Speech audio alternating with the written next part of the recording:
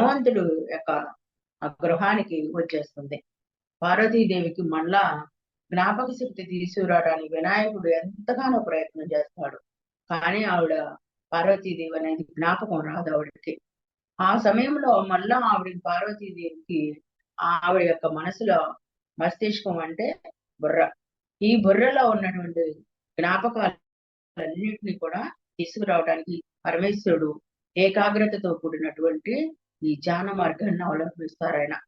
ఒకానొక సమయంలో ఆయన కూర్చోబెట్టి ఎదురుగా హిమవంతుడి పుత్రిక అయినటువంటి పార్వతీదేవిని కూర్చోబెట్టి ఈ రకమైనటువంటి చక్రాలన్నిటిని ఓపెన్ చేసి ఈ చక్రాలన్నిటిని కూడా దాని ద్వారా ధ్యాన మార్గంలోనే ఇది ఆవిడికి గుర్తు చేస్తారు. కాబట్టి మనకి తలలో ఏమైతే మన మనసులో ఏమైతే వస్తుందో అది నాడీ మండలానికి వెళ్ళాలి. ఆ నాడీ మండలం నుంచి మన శరీరం మొత్తం కూడా యాక్టివేట్ అయితేనే మనం ఏ పనైనా చేయగలుగుతాం. కళ్ళతో చూస్తాం, మనసుతో ఆలోచిస్తాం, బుద్ధితో ఈ పని చేయవచ్చా చేయకూడదు అనేది విచక్షణతో చెయ్యాలి. ఏ పని ఏదైనా సరే చేసినప్పుడు మనం అందరం కూడా మానవులం కదండి. కాబట్టి అందరం కూడా ఈ మనస్సు, బుద్ధి, చిత్తం ఈ మూడిటిని ఎప్పుడైతే మనం నిలకడగా పెట్టుకోగలుగుతామో అప్పుడే మనకి ఈ ధ్యానం అర్థమవుతుంది.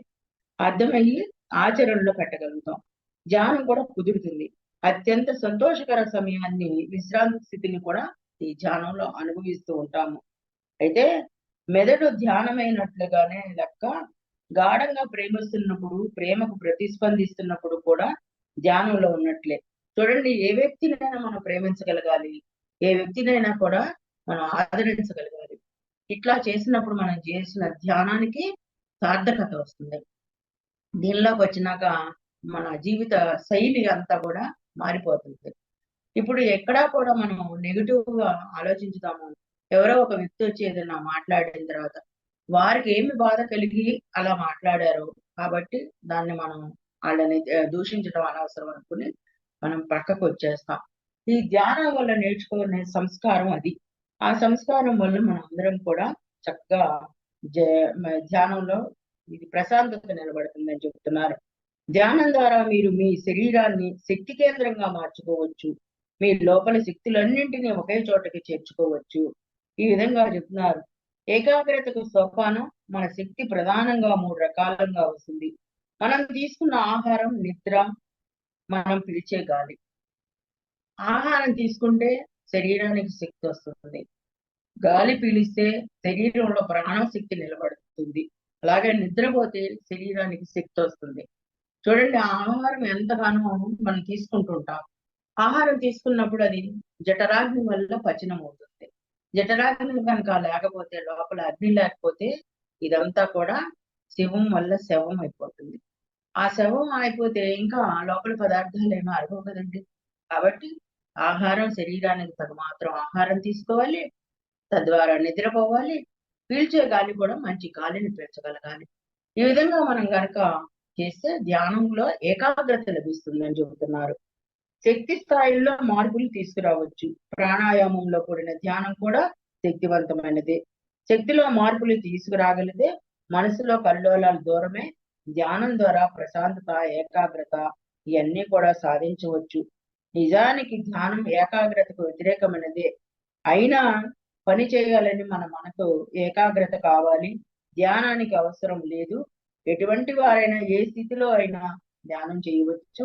దాని ద్వారా అప్రమత్తత, దృష్టి కేంద్రీకరణ సాధించవచ్చు. మన దైనందిక వ్యవహారాల్లో కూడా విసుగు, వ్యాకులత లేకుండా ఉండవచ్చు. ఉదయాన్నే స్నానం చేస్తే శరీరానికి ఎలా అయితే మనం శుద్ధి చేస్తున్నామో, మన ఆత్మకి శాంతి చేయాలంటే ధ్యానం చేయాలి. ధ్యానం చేసినందువల్ల ఆత్మస్థితి పెరుగుతుంది. ఆత్మస్థితి పెరగటం వల్ల మనందరం కూడా జ్ఞానవంతులు అవుతాం. జ్ఞానం నేర్చుకోగలుగుతాం. ఈ జ్ఞానం నేర్చుకుంటే ఏది తప్పు, ఏది ఒప్పు అని తెలుసుకుని మనం ప్రవర్తించగలుగుతాం. ఈ విధంగా మనం చేయగలుగుతాం. మరి ఎక్కువ సమయం చేయాల్సిన అవసరం ఎంత లేకపోయినా కూడా రోజు మన వయసు ఎంత ఉంటే అన్ని నిమిషాలు అని ఒక నియమంగా పెట్టుకుని మనకి కుదిరినప్పుడల్లా ఒక అరగంట మాత్రమైనా ఏకాగ్రతతో కూర్చుని మనలో ఉన్నటువంటి ఆత్మశక్తిని పెంచుకునే ప్రయత్నం అయితే చెయ్యాలి. ఈ విధంగా ప్రారంభంలో విసుగు పుట్టించిన తర్వాత తర్వాత అది అలవాటుగా పోతుంది. అయితే ధ్యానాన్ని కొనసాగించగలిగే మనసును పొందడానికి అర్థం పదే పదే చెప్పాల్సిన అవసరం లేదు. అట్లా చెబుతున్నారు. విషయాలను మొదటిగా ఏదైనా చేయాలనే కోరిక, ఆ తర్వాత దానంతటికి అది అలవాటైపోతుంది. తర్వాత దీనిలో ఉన్నటువంటి జ్ఞానాన్ని మనం పరిశోధన చేస్తాం. ఈ పరిశోధన చేయటం వల్ల ఏమవుతుందంటే మనం జ్ఞానాన్ని తెలుసుకోగలుగుతాం. పుస్తకాల ద్వారా అవనండి, మరి ఇంకైనా ఏమైనా మాధ్యమాల ద్వారా అవనండి, ఎట్లాగైనా సరే మనం శోధన చేస్తాం. ఈ శోధన వలన మనందరం కూడా నేర్చుకోగలుగుతాం. నేర్చుకున్నది మరి 10 మందికి చెప్పగలిగే స్థాయికి కూడా రాగలుగుతాం. ఇప్పుడు మేము గూగుల్ మీట్ యాప్‌లో ఒక 100 మంది, 130 మంది దాకా క్లాస్‌కి అటెండ్ అవుతారు. ప్రతిరోజు 4 గంటలకల్లా. అటెండ్ అయిన వాళ్ళల్లో చెప్పగలిగేది ఒక 5, 6 చెప్పగలుగుతారు. అయితే మిగతా వారందరికీ జ్ఞానం లేదా అంటే, దీంట్లో భక్తి నవవిధాలు. అన్ని విధాల్లోనూ ఉంటుంది. కాబట్టి వినే వాళ్ళకి జ్ఞానం తక్కువ ఉంటుందనో, చెప్పే వాళ్ళకి జ్ఞానం ఎక్కువ ఉంటుందనో ఉండదు. కానీ వాళ్ళందరికీ వాక్కు వరుసగా చెప్పడం రాకపోవచ్చేమో కానీ, విని ఆచరించగలిగే శక్తి అయితే వాళ్ళకి తప్పకుండా ఉంటుంది. కాబట్టి అటువంటి శ్రద్ధను పెట్టి నవవిధ భక్తుల్లో ఇదొక రకమైన భక్తి. మనం మామూలుగా గుడికి వెళ్ళి ఊరికనే పుష్పాలు పెట్టేసేసి మనం అక్కడ దండం పెట్టుకుని వచ్చేవాళ్ళు కొంతమంది అయితే, మనస్ఫూర్తిగా స్వామిని చూసి మనసులో నిలుపుకోగలిగే వాళ్ళు కొంతమంది ఉంటారు. అంతేగాని అందరూ చెప్పలేని వాళ్ళందరూ కూడా తక్కువ స్థాయి అని మనం ఎప్పుడు అనుకోకూడదు. ఈ ధ్యానంలోకి వచ్చినాక అందరినీ సమదృష్టితో చూడగలగటమే ప్రధానమైనటువంటి అంశం. అందరినీ కూడా ఎవరినైనా కూడా సమదృష్టితో చూడగలగాలి. దీనివల్ల నేర్చుకోవాల్సిన సంస్కారం ఏమైనా ఉంది అనంటే, అందరినీ ఎవరిలో కూడా ఏది కూడా నెగెటివ్ గా చూడుకోకుండా చక్కగా అంతా పాజిటివ్ లో మనం చూడగలిగే ఇది నేర్చుకోవాలి. ధ్యానం వల్ల ఇచ్ఛా, ద్వేషాలు తలపై బరువుగా మారితే సుఖదుఖాలు కదలికల వల్లనే పుట్టి వస్తాయి. ఈ 4 ఎక్కువైతే మనిషిలో వివేకాన్ని నశింపజేస్తాయి. సహజ స్థితి నుంచి దూరం చేసి మనసును తాజాదనానికి దూరం చేస్తాయి. వీటిని అదుపు చేయడానికి దైవానికి శరణాగతి చేయాలి. నా కష్ట సుఖాలు, భవిష్యత్తు కార్యాచరణలు అన్ని విషయాలను నీ చేతిలో పెడుతున్నాను. అవన్నీ నీ వల్లనే నెరవేరని ఇప్పుడు నేను బంధాల నుంచి దూరంగా పూర్తి విశ్రాంతితో ఉన్నాను అనుకోగలిగితే ధ్యానం కుదురుతుంది.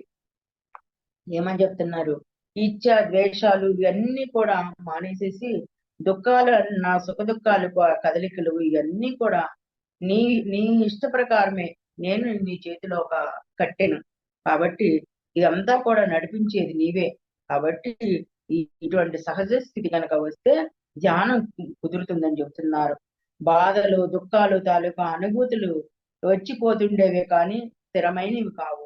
మీ శ్వాసపై కొద్దిసేపు దృష్టి పెట్టండి. మీ శరీరం పొందుతున్న సందేశాలను గమనించండి. మీ మనసులో కదిలే ప్రతి భావాలను అనుగుణంగా శరీరం సంవేదనాలున్నాయి. ఈ సంవేదనలో నుంచి మళ్ళీ అటువంటి భావాలు ఉదయిస్తూ ఉంటాయి. ఒక్కొక్క భావోద్వేగము మీలో ఒక్కొక్క సంఘటనకు కారణమవుతుంది. అంటే మనకు బాధలు వచ్చినాయి, దుఃఖాలు వచ్చినాయి అని మనం బాగా బాధపడుతూ ఉంటాం. ప్రతి దుఃఖము, ప్రతి అది కూడా అనుభవంగానే వస్తుంది. కాబట్టి అటువంటి అనుభవాలను నేర్చుకునే ప్రయత్నం మనం ఎప్పుడూ చేస్తూ ఉండాలి. అలా అలా ప్రయత్నాలు చేస్తుంటే ప్రతి కష్టం కూడా ఒక అనుభవం కిందకు వస్తుంది. ఆ విధంగా చెబుతున్నారు. ధ్యానంలో కొందరికి విచిత్రమైన అనుభవాలు కలుగుతుంటాయి. ఒళ్ళు ఒక్కొక్కసారి తిరిగిపోతున్నట్టుగాను, ఆవలింతలు ఎక్కువగా వస్తూ కొన్నిసార్లు విపరీతమైన ఆనందం కలుగుతుంది. ఈ విధంగా వచ్చిన ఇవన్నీ కూడా మనకి అటువంటి జ్ఞానం వల్లే వస్తున్నాయి అని చెబుతున్నారు. ఈ రకంగా వస్తున్నారు. అయితే ధ్యానం చేసినప్పుడు ఒక వస్తువు మనసును ప్రశాంతంగా నిలిపి ఉంచాలి. ఏదైనా కానీ మనసును అనేది ప్రశాంతంగా నిలిపి ఉంచాలని చెబుతున్నారు. ఆ విధంగా కనుక నిలిపి ఉంచితే మనకి ధ్యాన స్థితి బాగా కలుగుతుంది. అలా కలిగినప్పుడు మనకి శుద్ధీకరణ జరుగుతుంది. సంస్కారాలు మానసికంగా ఏర్పడిన అవేవి కర్మబంధానికి కారణమైన బీజాలు, అవి అంతఃచేతనం లోతుల్లో కూడా ఇలా జరుగుతూ ఉంటాయి. మన ఆధ్యాత్మిక శరీర నిర్మాణంలో ఉన్న వివిధ క్షేత్రాలైన హృదయ క్షేత్రం, మనోక్షేత్రం, అనే కేంద్ర క్షేత్రం అనే 3 క్షేత్రాల నుండి వివిధ చక్రాల ద్వారా ఆధ్యాత్మిక యాత్ర 4 రకాలుగా ప్రయాణం అవుతుంది అంటున్నారు. షట్చక్రాల ద్వారా జరిగేటువంటి ప్రయాణాన్ని 7 క్షేత్రాలుగా విభజిస్తారంటండి. ద్వారా 5 పంచకోశాలు, పంచకోశాలంటే 5 కోశాల ద్వారా కూడా ఉంటుందని చెబుతున్నారు. వీటన్నింటినీ కూడా ప్రత్యక్షంగా అనుభూతి చెందగలుగుతారు ఈ ధ్యాన మార్గంలోకి రావటం వల్ల. ఇటువంటి ఆధ్యాత్మిక చింతన వల్ల ఆ మూలంలోకి లేక కేంద్రంలోకి మీ వెళ్ళి మనం మన అస్తిత్వాన్ని పోగొట్టుకుని మన యొక్క నిజ స్వరూపమైనటువంటి పరమాత్మను చూడగలుగుతాము. మనం ఒక చక్రం నుండి మరో చక్రానికి చేసే యాత్రలో కదలికను తీసుకురావటమే గాక ఈ యాత్రను అవసరమైన ఆసరాన్ని కూడా సహజ యోగ పద్ధతిలో అందిస్తారు. అంటే మనం ఈ యాత్రని కూడా ఒక చక్రం నుంచి ఇంకో చక్రానికి వెళ్ళాలి అంటే మనకి ఒక గురువు, ఆ గురువే మూలాధారం అవుతారు. ఆ గురువు ద్వారా మనం కనుక వెళ్ళగలిగితే అప్పుడు ఒక్కొక్క సమయంలో మనం ఏమి చేయలేని పరిస్థితి వస్తుంది. అటువంటి పరిస్థితుల్లో ఈ చక్రాలన్నిటిని కూడా మనం అందరం కూడా దాటగలిగితే ఆ దాటగలిగి కేంద్రీకరణ చేసేటువంటి అప్పుడు మనకి గురువు ప్రధానం అవుతారు. పరమాత్మ చైతన్యం సమగ్రమైన అతను తాను చూసుకునే ఆనందం నుంచి అనేక ప్రపంచాల రూపొందామని వేదాంతం చెబుతుంది. ఈ రకంగా వేదాంతం అంతా చెప్పింది, ఆధ్యాత్మిక చింతన చెప్పింది. ఇవన్నీ కూడా ధ్యానం బాగా కుదరాలి అని అంటే మనంన్నిటిని షట్చక్రాలని కూడా యాక్టివేట్ చేసుకోవాలంటున్నారు. ఇదివరకటి రోజుల్లో తపస్సు అని చేసేవారు. ఒక్కొక్కళ్ళు వెళ్ళి తపస్సు చేస్తే ఎంతో కాలం చేస్తూ ఉంటారు. ఒక దానికి ఉదాహరణగా ఒక కథ చెప్తున్నారు. ఒక అతను అడవిలోకి వెళ్ళి ఒక పూరీలు నిర్మించుకుని నివసించసాగాడు. ఒక రోజున ఉదయాన్నే అతను సాధన చేసుకుందామని ఆ ఆసనం మీద స్థిర సుఖాసనం మీద కూర్చుని తపస్సు చేయడానికి ఉపక్రమించాడు. అంటే ఇప్పుడు మనం చేసే ధ్యానమే అప్పుడు తపస్సు అనేవాళ్ళు. అట్లా చేసే సమయంలో ఎవరో ఒక అతను వచ్చి పులి బాబాయ్ పులి అని దూరం నుంచి అరుపుగా అరిచాడు. అలా అరిసిన సమయంలో గుడిసెలోకి వెళ్ళి తలుపేసుకున్నాడు ఈ తపస్సు చేసే అతను. అతను ఆ పులి తన్నేమీ చేయలేదని తర్వాత ప్రశాంతంగా కూర్చుని, అంటే ఈ పులి బాబాయ్ పులి అని అరవగానే భయపడిపోయి అతను గుడిసెలోకి వెళ్ళి తలుపేసుకుని కూర్చున్నాడంట. ఇంతలో అతడికి ఆలోచన వచ్చింది. ఏంటి, నేను అడవిలోకి వచ్చి తపస్సు చేసుకుందామని వచ్చాను, పులులకి వీటికి గనక నేను భయపడితే మరి నేను తపస్సు ఏం చేయగలుగుతాను? కాబట్టి నాకు ఆలోచన అనేది లేకుండా పోయింది. కాబట్టి ఇది నేను వెళ్ళి తలుపేసుకుంటే ఎప్పుడు నేను తపస్సు ప్రారంభించగలుగుతాను అని మళ్ళా బయటకు వచ్చి ప్రశాంతంగా కూర్చుని, ఇంతలో అతడిలో వివేచన మొదలైంది. ఆత్మశోధనకు యోగ సాధనకు అడ్డంకుల్ని అధిగమించాడు. ఇంత దూరం వచ్చి తాను పులి దాడి చేస్తుందేమోనని భయపడటంలో అర్థం లేదనుకున్నాడు. వెంటనే తలుపు తెరిచి చుట్టూ చూసి ఎక్కడా పులిజాడ లేదు. నిర్భయంగా చెట్టు కింద కూర్చుని ధ్యానం కొనసాగించాడు. కాసేపటికి పులి అక్కడికి వచ్చింది. తపస్సులో ఉన్న సాధకుడిని సమీపించి అతడి ముఖంలో కాసేపు ప్రత్యేకంగా చూసి తర్వాత అక్కడి నుంచి వెళ్ళిపోయింది. పులి వచ్చి వెళ్ళిన సంగతే తెలియలేదు. మనసు కల్పించే మాయనే భయం. అట్లా భయపడటం వల్ల ఆ క్రమంలో ఆ మాయ నుంచి బయటపడి భయాన్ని నివారించుకోవచ్చు. ధ్యానం నిశ్చలత్వాన్ని ఇస్తుంది. నిశ్చలత్వం జీవన్ముక్తినిస్తుంది. అది చూడండి, ఇది ఎంత చక్కటి మాట చెప్పారు. ధ్యానం వల్ల మనసు స్థిరపడుతుంది. మనసు స్థిరపడటం వల్ల మనకి భయం పోతుంది. ఏది వచ్చినా సరే మనతో పరమాత్మ ఉన్నాడు, మనం పరమాత్మతో కలిసిపోయి ఉంటున్నాము. రోజువారీ ఆయన మనసులో ఉన్నటువంటి మన మూల కేంద్రమైనటువంటి హృదయ స్థానంలో ఒక పక్కన మా భగవంతుడు పరమాత్మ జీవుడు లాగా ఉండటం వలన ఆయన్ని మన రోజు అంతర్ముఖంగా చూస్తున్నాం. ఆ చూస్తున్నప్పుడు మనకి లోపల భయం అనేది పోతుంది. పోయి నాకు పరమాత్మే తోడున్నారు కాబట్టి నాకే కష్టం వచ్చినా కూడా నేను ఆయనతో చెప్పుకునే ప్రయత్నం ఉంది.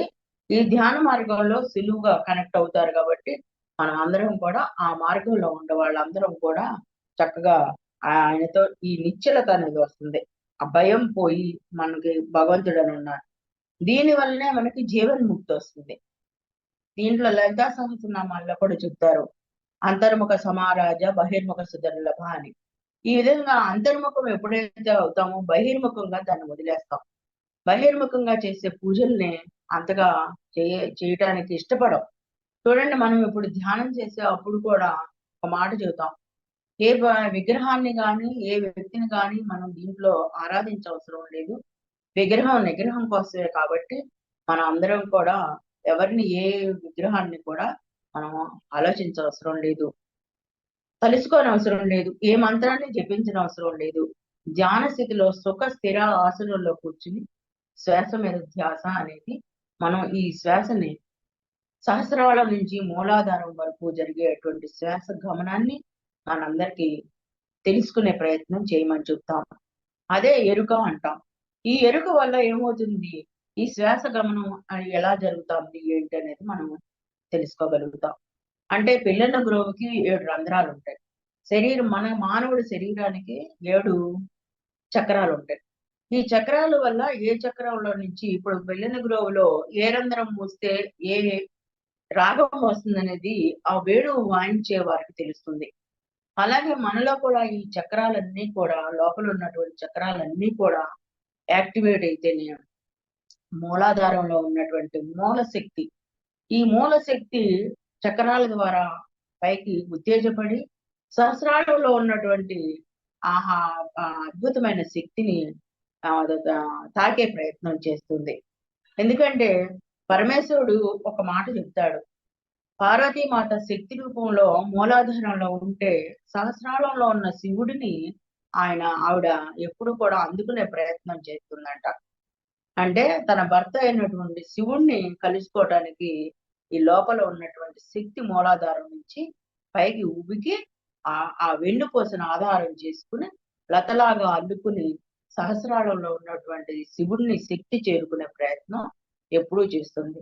అంటే ఇటువంటి శక్తివంతమైన శరీరం, 73,000 నాడులతో కూడినటువంటి శరీరం, 7 చక్రాలతో కూడినటువంటి శరీరం, 9 ద్వారాల ద్వారా నిర్మించబడిన క్షేత్రం. ఇటువంటి క్షేత్రంతో మనకి లోపల ఆత్మ అనే ఒక దివ్య జ్యోతి, ఈ జ్యోతి వలన ఈ శరీరం నిలబడతాంది. ఆ పంచభూతాత్మకమైన శరీరాన్ని తీసుకొని, ఎంతో గొప్ప శరీరాన్ని తీసుకుని ఈ భూమి మీదకి వస్తున్నాం. ఇది కర్మభూమి కాబట్టి మనం అందరం కూడా కర్మలను వదిలించుకునే ప్రయత్నం. ఈ ప్రయత్నం ఎట్లా చెయ్యాలి అంటే జీవన్ముక్త స్థితికి రావాలి. జీవన్ముక్త స్థితి అంటే ఈ భవబంధాలన్నిటిని కూడా దాటి వెళ్ళిపోవాలి. ఎలా దాటాలి అంటే, జీవన్ముక్త స్థితికి రావాలి అంటే ఆ మనలో ఉన్నటువంటి అరిషడ్ వర్గాల్ని నియంత్రించగలగాలి. ఎలా నియంత్రించగలగాలి? కామ క్రోధ లోభ మోహ మద మాచర్యాలు, ఈ అరిషడ్ వర్గాల్ని జయించగలగాలి. ఈ ధ్యానం వల్ల మనం దాన్ని జయించగలుగుతాం. కామం నశించిపోతుంది. ఈ ధ్యానంలోకి వచ్చిన తర్వాత పరమాత్మ మన యందు ఉన్నారు, నిశ్చలమైన స్థితిలో మనం ఉండగలిగాము. ఈ నిశ్చలమైన స్థితిలో ఉండాం కాబట్టి మన నిర్భయం అనేది వస్తుంది. భయం అనేది పోయి నిర్భయత్వం వస్తుంది. దానివల్ల నిశ్చలత కలుగుతుంది. అంటే ఏది ఏది చెయ్యాలన్నా భయం అనేది మన శరీరం నుంచి పోయినప్పుడు భగవంతుడు అనేవారు మనకి ఉపకరణంగా ఉన్నారు. కాబట్టి ఏది జరిగినా నా మంచికే అనే నిశ్చలత వస్తుంది. ఈ నిశ్చలత వలన లోపల క్రోధం నశింపబడుతుంది. కామ క్రోధ మోహం పోతుంది. కొన్నాళ్ళకి మోహం పోతుంది. ఈ మోహం పోతే లోభత్వం పోతుంది. మోహం ఎలా పోతుంది? దేని మీద కూడా ఇష్టత ఉండదు. అంటే ఎన్నాళ్ళు ఇప్పుడు మాట్లాడుతున్నాం, మరు సెకండ్ మనం ఉండగలుగుతాము, మరణిస్తాము, మనకి చెప్పలేము. ఈ మోహం అనేది శరీరం మీద మోహం పోవచ్చు, డబ్బుల మీద మోహం పోవచ్చు, బిడ్డల మీద మోహం పోవచ్చు, ఏ ఇతర ఏటి మీద కూడా మోహం అనేది పోతుంది. దానివల్ల నిత్యం మనం ఈ ధ్యాన స్థితిలో గనక మన ఆత్మను మనం కనుక పెంచుకోగలిగే స్థితి కనుక వస్తే అప్పుడు ఈ కామ క్రోధ మోహ లోభ మద మాచర్యాలు, అంటే ఎప్పుడైతే క్రోధం నశించిపోతుందో మనలో ఉన్నటువంటి నిశ్చలత, ఎదుటివారు ఏం మాట్లాడినా కూడా ఆ మాట్లాడిన దాంట్లో ఏదైనా సరే మన మంచికే అనే నిశ్చలత వచ్చేస్తుంది. ఆ నిశ్చలత కనుక వస్తే లోభత్వం పోతుంది. లోభత్వం పోయిందనుకోండి, దేని మీద కూడా మనకి వ్యామోహం ఉండదు. ఆ వ్యామోహం లేకపోవటం వలన లోభత్వం అనేది పోతుంది. ఏది మనది కాదు. ఇది మనది కానప్పుడు మనం అంత తాపత్రయపడటం దేనికి? మనం బంగారపు పొడిలో వెళ్ళినా మనకు అంటాల్సింది విభూదే. విభూది అంటుతుంది గానీ బంగారం అంటుకోదు. కాబట్టి పరమేశ్వరుడు మనకి ఏదైతే ప్రమాణకంగా ఇచ్చి ఈ భూమి మీదకి పంపించారో అదే మనకు చెందుతుంది. అంతేగాని బంగారం పొడిలో కొడుకుని ఒక 10 బిస్కెట్లు తీసుకున్నాక ఇంకొక 20 బిస్కెట్లు తీసుకుంటే బాగుండు అని అనుకుంటాం మేము. కానీ మనకి ఏది ఇస్తే అదే వస్తుంది. అంతేగాని అంతకు మించి మనకి ఎప్పుడు ఏది కూడా రాదు. పరమేశ్వరార్పితమైనటువంటిది ఏ ప్రసాదం అయితే మనకి ఇచ్చి ఈ భూమి మీదకి పంపిస్తారో అదే వస్తుంది. కాబట్టి తామరాకు మీద నీటి బొట్టులాగా నీటి బొట్టు ఎప్పుడైతే తామరాకు మీద నిలబడితే ఏది కూడా అంటకుండా తామరాకు కూడా అంటదు. అట్లాగే మనం కూడా పిల్లల యందు, భర్త యందు, అట్లాగే పురుషులైతే భార్య యందు ఏటి వల్ల కూడా మమకారం అనేది నశింప చేసుకోవాలి.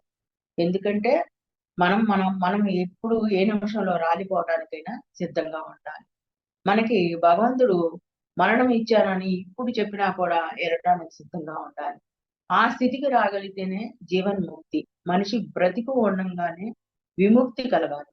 విముక్తి కలిగితేనే మనం మనం అన్నిటి యందు మనం చెయ్యవలసిన పని ఏమిటి? ఆ పని వరకే. తర్వాత మనం అంతా పూసుకున్నా కూడా మనకది చెందదు. ఆ స్థితికి గనక ఈ ధ్యాన మార్గంలో రాగలగాలి.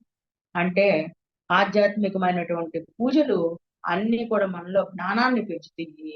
ఆ పెంచిన జ్ఞానం వల్ల ఈ ధ్యాన మార్గంలో కొంచెం అంతర్ముఖులం అవుతాము. అంతర్ముఖులం అయిన తర్వాత తెలుసుకోవాల్సింది ఏంటంటే జీవన్ముక్తి స్థితికి రావాలి. కామ, క్రోధ, లోభ, మోహ, మదమాశ్చర్యాలని జయించగలగాలి. అరిషడ్వర్గాలను ఎప్పుడైతే జయించగలుగుతామో ఆ జయించిన తర్వాతే మనకందరికి కూడా దీంట్లో నిశ్చలత వస్తుందని చెప్తున్నారు. అంటే భయం పోతుంది. దానివల్ల మన నిశ్చలత వస్తుంది. పిల్లలకు కూడా మనం చేయవలసింది ఎంతవరకు చేయగలమో అంతవరకు చేసి వాళ్ళకి ఒక సంస్కారం. మీ జీవితం ఇలా ఉంటుంది కాబట్టి మీరు ఇలా నడవండి. ఇలా చేసుకుంటే మీ జీవితంలో ముందుకెళ్తారు. కాబట్టి దీన్ని అనుసరించండి అని చెప్పి వారికి మనం చెప్పాలే కానీ, అన్నీ మనం కోరినయన్ని గనక అందిస్తే జీవితం యొక్క సదుద్దేశం వాళ్ళకి తెలీదు. ఆళ్ళకి తెలియకపోవటం వల్ల జీవితంలో బతకడానికి భయపడటం, ప్రతిదానికి కూడా విసుగు, అవన్నీ కూడా మాట్లాడటం, ఇయన్నీ కూడా చాలా వాళ్ళని పాడు చేసిన వాళ్ళం అవుతాం గానీ, బాగు చేసిన వాళ్ళం అవ్వం. కాబట్టి పిల్లలకి సంస్కారం నేర్పి బ్రతకడం నేర్పాలి. బ్రతకడం నేర్పినప్పుడు ఇయన్నీ కూడా వాళ్ళు అర్థం చేసుకునే స్థితికి వస్తారు. అంటే మనం పుణ్యం కొద్దీ పురుషుడు, దానం కొద్దీ బిడ్డలు అంటారు.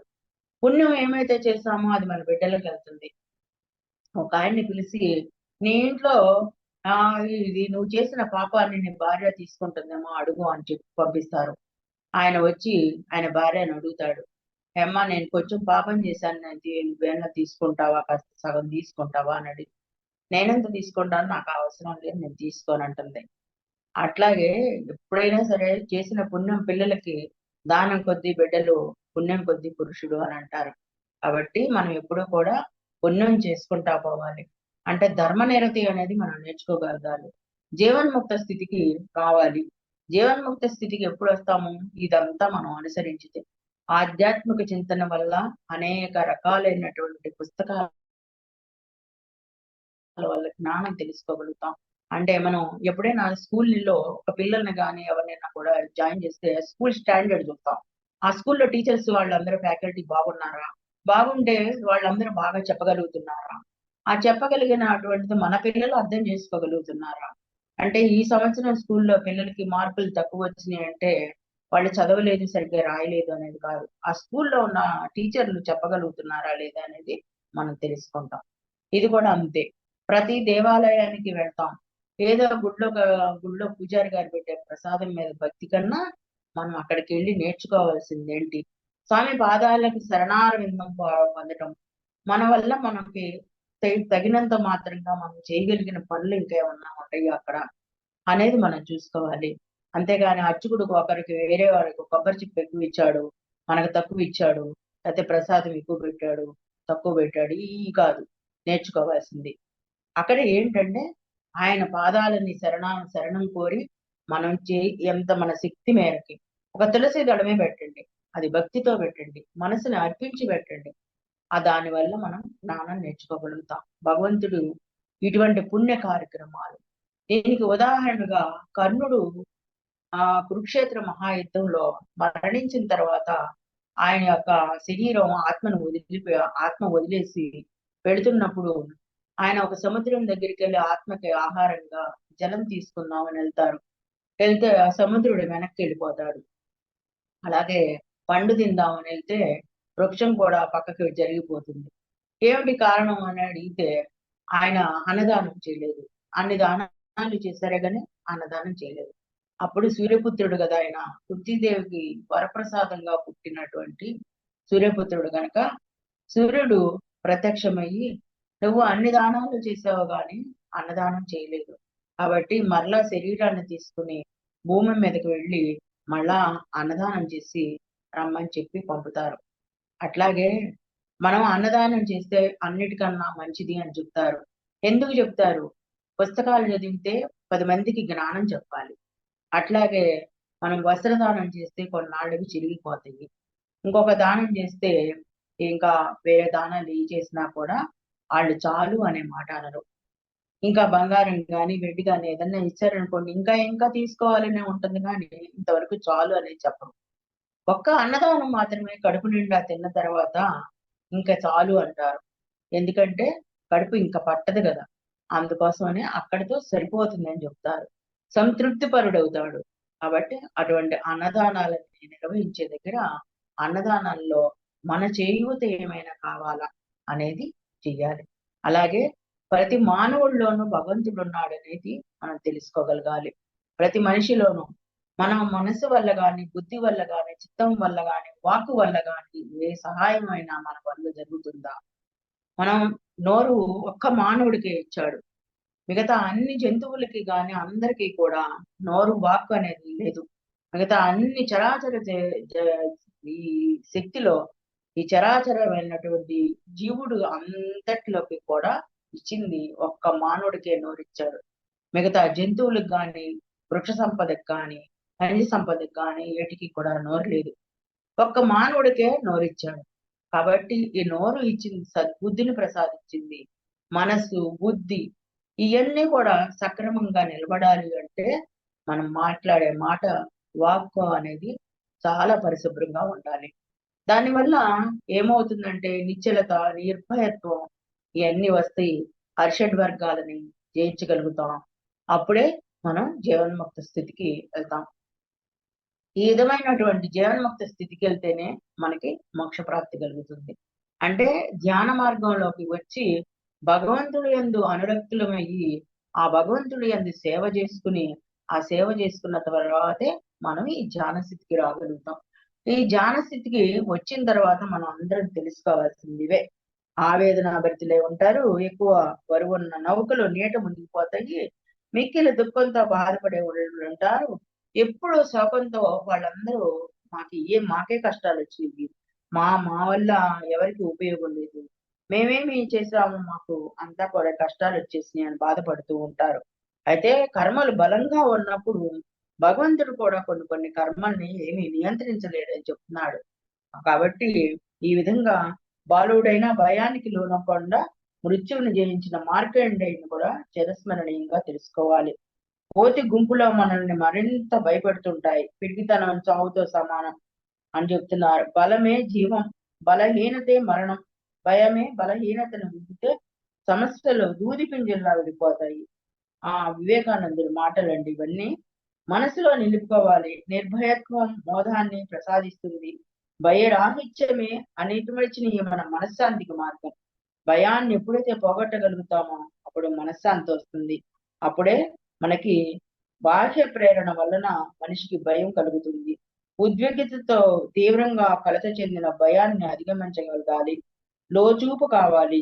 మన లోపల వెలుగు లోకాన్ని దర్శించాలి. చుట్టూ ఉన్న చీకటిని చూసి భయపడటం కాదు, అంతరంగంలో ఉన్న అనంతమైన ఆ వెలుగుజాడల్లో సఫలీకృతం కావాలి. ఇటువంటి భయాన్ని ఎప్పుడైనా మనం పారద్రోలిన తర్వాత మనలో ఇటువంటి అన్ని సంశయాలన్నీ కూడా పోతూ ఉంటాయి. ఆ సంశయాలు పోయినప్పుడు మనం అందరం కూడా ఏం చెప్తాము? ఈ ఇదేంటి మన భయం పోయినప్పుడు జీవన్ముక్తి స్థితికి వస్తామని చెప్తున్నారు. ఈ లోపల ఉన్నటువంటి వెలుగుని మనం అందరం కూడా చూడగలగాలి. జీవన పయనంలో మనం ఎంతో మందిని కలుస్తూ ఉంటాం. పబ్లిక్ రిలేషన్స్ ఉంటాయి అందరికి, చాలా మందిని చూస్తూ ఉంటాం. వాళ్ళందరూ రకరకాలుగా మాట్లాడుతుంటారు. కానీ అవన్నీ మనకు అవసరం లేదు. మనకి ఏది కావాలో అంతవరకు తీసుకోవాలి. అంతేగాని మనకి అవసరం లేనని కూడా మనం అన్ని తీసుకొని మేదేసుకుని వాటి వల్ల మనం బాధపడాల్సిన అవసరం లేదు. మనకి ఎంతవరకు ఏది పరమేశ్వరుడు ఇచ్చాడో అంత మేరకు మనం తీసుకుంటే చాలు. అది తీసుకుని మన జీవితాన్ని సఫలీకృతం చేసుకుని మన చుట్టూ ఉన్న వాళ్ళతో కూడా అందరితో మంచిగా ఉంటూ చక్కగా అందరి వల్ల జ్ఞానాన్ని తెలుసుకుంటూ ఆ జ్ఞానం వలన మనందరం కూడా ఇంకా ఇంకా మాకు మా మేడం చెప్తూ ఉంటారు. ఏమని చెప్తా ఉంటారంటే, ఉన్న స్థితి నుంచి ఉన్నత స్థితికి వెళ్ళాలి. జ్ఞానం నేర్చుకుని అక్కడితో ఆగిపోకూడదు. అది 10 మందికి పంచాలి. దానివల్ల మనం ఇప్పుడు జ్ఞానం నేర్చుకోవటం అంటే ఏ పుస్తకాలు తిరిగేసి బట్టి చేసి అలా కాదు. ఏదైనా ఒక పదము ఒక ఒక పారాగ్రాఫ్ అట్లా వచ్చిందంటే దాన్ని చదివి మనం ఆకలింపు చేసుకోవాలి. చేసుకుని దానిలో ఉన్న అర్థం తెలుసుకోగలగాలి. అర్థం తెలుసుకుని దాన్ని ఆచరించే ప్రయత్నం చేయాలి. ఆచరించడం పక్కన పెడితే అసలు అర్థం చేసుకున్న జ్ఞానాన్ని వేరే వాళ్ళకి చెప్పగలిగే స్థితి ఇచ్చినప్పుడు చెప్పే ప్రయత్నం అయితే చేయాలి. ఈ జ్ఞానం మనం నేర్చుకుని చెప్పుకోకుండా అట్లాగే ఉండవనుకోండి, మనకేమి అది అప్పుడు చదువుతాం, కాసేపటికి మర్చిపోతాం. అలా కాకోకుండా ఈ జ్ఞానం అనేది పెంచుకుని మనం అందరం కూడా ఇంకొకరికి చెప్పటానికి, కాబట్టి దీనివల్ల శోధన చేస్తాం. ఆ పుస్తకంలో అది దొరికిందా, ఈ బుక్ లో ఇది చదవగలిగామా, లేకపోతే వేరే ఎవరి దగ్గరైనా కొటేషన్స్ పెడితే చదివామా, ఇంకొక ఆమె ఎవరైనా పెద్ద మాస్టర్స్ వచ్చి మనకి చెప్పినప్పుడు వాళ్ళు ఏం చెప్తున్నారు, ఆ చెప్పిన దాంట్లో మనమేమి నేర్చుకోగలుగుతున్నామో, మనకు ఉపయోగపడే మాటలు ఏమైనా ఉన్నాయా. కాబట్టి ఈ రకంగా శోధన చేస్తాం. ఈ శోధనని సాధనగా మార్చుకోవాలి. సాధనగా మార్చుకుంటమే ఆచరించడం, సాధనంగా చేసుకోవటమే ఆచరించడం. ఇట్లా ఆచరించగలిగితే మనం అందరం కూడా ఈ ధ్యాన స్థితిలో మనం అందరం కూడా పరమాత్మకు చాలా దగ్గర వచ్చినట్టే. అంటే మోక్షం అంటే వేరు, కైవల్యం అంటే వేరు. మోక్షం అంటే ఏంటి, మనం చేసిన ఇక్కడ ధర్మ కార్యక్రమాలకు సరిపడా ఆ కాలం వరకు. ఇప్పుడు నేను ఒక వంట పాత్రలో కొద్దిగా ఆ పాత్రకి సరిపడా బియ్యాన్ని పోసి దానికి సరిపడా నీరుని పెట్టి స్టవ్ మీద పెట్టి దానికి ఆ గిన్నెకి సరిపడానే వండుతాను. కాబట్టి అట్లాగే మనం చేసిన పుణ్య కార్యక్రమాలు ఈ భూమి మీద దాని ఫలితం బ్యాంక్ అకౌంట్ లో డబ్బులు ఎంతవరకు ఉంటే అంతవరకే వాడుకోగలుగుతాం. అట్లాగే స్టవ్ మీద పెట్టిన గిన్నెకి దానికి పోసిన బియ్యం వరకే ఉడుకుతుంది. అంతేగాని చిన్న పాత్ర పెట్టి ఎక్కువ బియ్యం పోసినా అది మొత్తం కిందకు వచ్చేస్తుంది. కాబట్టి అట్లాగే మన అకౌంట్ లో ఎంత డబ్బులు ఉంటాయో అంతవరకే వాడుకోగలుగుతాం. అలాగే మనం చేసిన పుణ్య కార్యక్రమాలకి సరిపడానే మనం ఆనందమయ లోకంలో ఉండగలుగుతాం. ఆనందమయ లోకంలో ఎప్పుడైతే మన పుణ్యం బ్యాలెన్స్ అయిపోతుందో అప్పుడు మళ్ళా ఈ భూలోకంలోకి రావాల్సిందే. ఈ భూలోకంలోకి ఎలా వస్తాం, చిన్న పుణ్యం మధ్యలోకం విసక్తి. అట్లా అది భగవద్గీతలో చెప్పినటువంటి శ్లోకం. అయితే ఆ పుణ్యం ఎప్పుడైతే క్షీణించుతుందో చేప రూపంలో నీళ్లలో ఒక బిందువులాగా పడి ఆ బిందువులాగా మొదలయ్యి మత్స్యం నుంచి మొదలు పెడతాం జన్మల పరంపర. అట్లా క్రిమి కీటకాలు అన్ని అయిపోయిన తర్వాత ఆ పశు సంపద, ఈ జంతువుల యొక్క సంపద, వృక్ష సంపద అయిపోయినా పశు సంపద అయిపోయినాక చివరి జన్మగా కుక్క జన్మకు వచ్చి ఆ కుక్క నుంచి మనిషి తన యొక్క మానవ రూపానికి వస్తాడు. ఈ మానవ రూపంలోకి వచ్చిన తర్వాత కూడా చాలా కాలం ఆ రజోగుణం అనేది పోదు. ఎందుకంటే కుక్క ఏదో ఒక గృహానికి కాపలాదారన్నా అవ్వాలి, లేదంటే గ్రామ సింహంగా గ్రామాల్లో తిరుగుతున్నా ఉండాలి. కాబట్టి ఈ రకంగా ఆ ఆ జాతి నుంచి వస్తాం కాబట్టి మొదట రజోగుణం అనేది మనిషిలో పోదు. ఈ రజోగుణం పోయిన తర్వాత తమో గుణానికి వస్తాం. ఇంకా తిన్న ఆహారం తిన్నాము, వాటికి సరిపోయింది, మళ్ళీ రేపు కూడా తినడానికి ఉందో లేదో చూసుకుని ఆ తిన్నామో పడుకున్నామో తెల్లారిందా ఈ రకంగా ఉంటారు. తర్వాత అప్పుడు కానీ సత్య మార్గానికి రారు. ఈ సత్వ మార్గానికి వచ్చిన తర్వాత ఇంకప్పుడు మనలో శోధన అనేది మొదలవుతుంది. ఈ శోధన మొదలైన తర్వాత అసలు నేనెవరు అనే ప్రశ్న వస్తుంది. ఈ నేనెవరు ప్రశ్న దగ్గర నుంచే మొదలవుతుంది మన జీవితం. ధ్యాన స్థితికి రావాలంటే అనేక జన్మల పరంపరగా అయిపోతేనే కానీ ఈ ధ్యాన స్థితికి రాలేము. కాబట్టి ఇంతటి మహద్భాగ్యాన్ని ప్రసాదించిన పరమాత్మకి ఈ జ్ఞానాన్ని నేర్పుతున్నటువంటి అనేక మంది మాస్టర్స్ అందరికీ కూడా ఈ ఛానల్ ద్వారా ధ్యాన జగత్తు, ఈ ఛానల్ పేరు ధ్యాన జగత్తు. అంటే ఆ పత్రిజీ గారు ఈ ధ్యానం అందరికీ కూడా పంచాలి అనే సదుద్దేశంతో బ్రహ్మర్షి పత్రిజీ గారు, బ్రహ్మర్షి అంటేనే బ్రహ్మ జ్ఞానాన్ని తెలుసుకుని అందరికీ కూడా తెలియజేయడానికి వచ్చినటువంటి మహాపురుషుడు. అటువంటి ఆయన పెట్టినటువంటి ఈ ధ్యాన జగత్తు అనే ఛానల్ ద్వారా మీ అందరికీ కూడా నాకు తెలిసిన కొంచెం మాత్రం జ్ఞానాన్ని చెప్పే అవకాశం ఇచ్చిన ఈ యూనిట్ అందరికీ కూడా, ఈ ఆర్గనైజ్ చేస్తున్నటువంటి ఛానల్ వాళ్ళందరికీ కూడా నా హృదయపూర్వక నమస్కారాలు తెలియజేస్తున్నాను. పరమేశ్వరుడు ప్రసాదించినటువంటి ధ్యానానికి అంతా కూడా అందరూ కూడా అలవాటు పడి ఈ ధ్యాన జగత్ అనే దాని ద్వారా ఇంకా కొంతమంది మాస్టర్స్ ని తీసుకుని వారి ద్వారా చెప్పబడినటువంటి జ్ఞానాన్ని మనమందరం కూడా తెలుసుకునే ప్రయత్నం చేస్తూ మనందరం కూడా ఈ ధ్యాన మార్గంలో సఫలీకృతం అవ్వాలని ఆ పరమేశ్వరుడిని పాదార విందానికి నమస్కరిస్తూ అందరికీ నమస్కారం. నాకు ఈ అవకాశం ఇచ్చిన మీ అందరికీ కూడా కృతజ్ఞతలు తెలియజేస్తున్నాను.